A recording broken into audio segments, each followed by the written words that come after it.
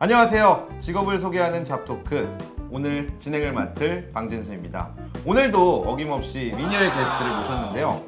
솔직히 좀 궁금합니다. 어떤 분이 오셨을지 소개 한번 해주시죠.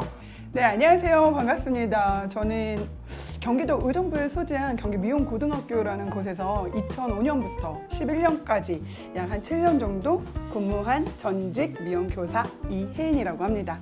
미용교사는 대략 어떤 일을 하는지 좀 간략하게라도 들어볼 수 있을까요? 네, 미용교사라고 하면은 대부분 분들이 뭐 미용 정말 이렇게 실습하는 것만 하는 거 아니야? 라고 하시는 분들도 많으신데요. 사실 실습도 가르치지만 이론도 똑같이 가르쳐요. 그래서 수학을 가르치는 선생님이 수학을 가르치시고 음악 하시는 분들이 뭐 음악 악기도 가르치시고 뭐 실기, 필기 같은 거 다 같이 가르치시잖아요. 저희 미용교사도 똑같은데요. 뭐 실기, 헤어나 메이크업, 뭐 네일아트, 피부 이런 식으로 해서 다 분과별로 다 내용이 좀 다르기도 하고요. 거기에 해당되는 뭐 피부과학이라든지 아니면 미용학 그리고 뭐 네일아트 전공 또는 내부 기관까지 있는 그런 과목별로 실기랑 필기가 함께 들어가고 있습니다.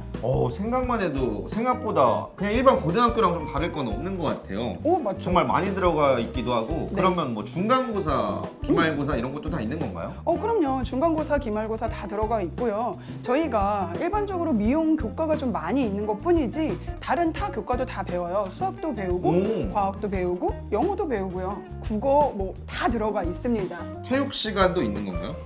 체육 시간은 없었던 것 같아요. 체육 시간. 그러면 우리가 네. 일반적으로 중고등학교 때 배웠던 그런 체육 대신에 이제 미용을 그렇죠. 하겠네요. 아무래도 미용 고등학교니까. 네, 그러니까 일반적인 국영수, 과 네. 다른 고등학교에서 들어가는 그런 과목은 다 들어가고요. 그리고 그 외의 모든 과목들이 이제 미용 과목으로 좀 치중돼 있다고 보시면 될 것 같아요. 아무래도 저가 다녔던 중고등학교 선생님들 네. 그리고 교사분들은 공무원 분들이시잖아요. 그렇죠. 이제 미용고등학교에 종사하시는 그 교사분들은 네네. 공무원이신 건가요?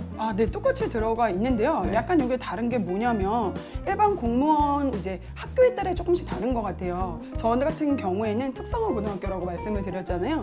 평생 학습원에 소속되어 있었거든요. 그렇게 되면은 학력 인정 고등학교라는 이름으로 들어가게 돼요.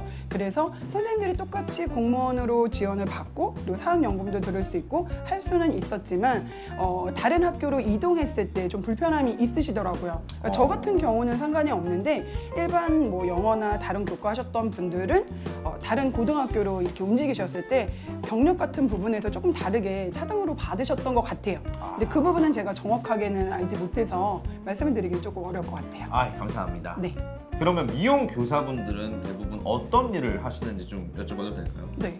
제가 있을 때는 일단 교과별로 말씀하신 것처럼 다 각각의 본인이 갖고 있는 전문 분야를 가지고 계셨어요. 네. 그러니까 저 같은 경우는 이제 헤어를 담당을 했었고 피부 담당하시는 선생님이 따로 계셨고 네일 아트도 메이크업도 그리고 두피도 각자 다 각각의 전문 분야를 갖고 계신 선생님들이 담당을 하셨는데요.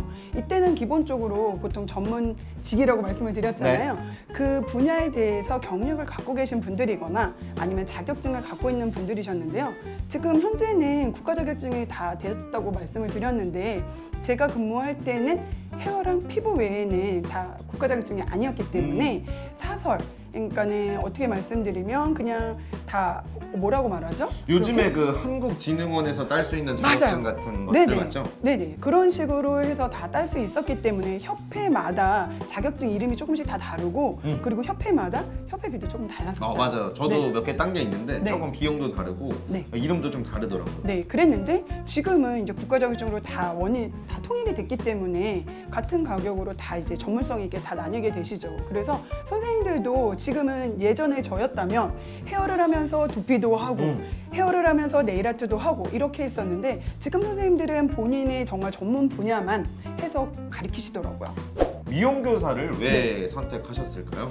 아이들이 변하는 걸 눈앞에서 좀 볼 수 있는 그런 것도 있어요. 음. 그래서 그런 삶의 변화, 느낌되는 그런 것도 있지만 사실 제 첫 번째 제 이유는 무시당하기 싫어서였어요. 사실 제가 미용을 할 때만 해도 미용하는 친구들은 좀 놀고 또는 공부를 좀 하고 싶어 하지 않는 친구들 그런 친구들이 한다는 그런 선입견이 있어요, 여러분.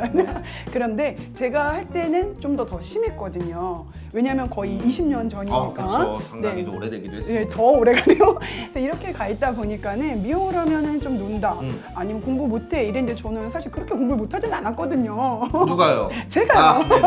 네네. 네, 근데 그렇게 공부를 어쨌든 좋아하진 않았지만 네네. 미용을 하면서 제가 느꼈던 게 샵에서 제가 한 2, 3년 정도 일을 했는데 손님들이 물론 좋으신 분들도 너무 많지만 꼭 개 중에 무시하시는 분들이 있어요. 반말을 그냥 막 하신다든지 네네. 지금 이제 말로 진상이라고 하죠. 네. 그런 분들이 꼭 있으신데 그런 분들한테 있는 타격을 제가 잘 소화하지 못하더라고요.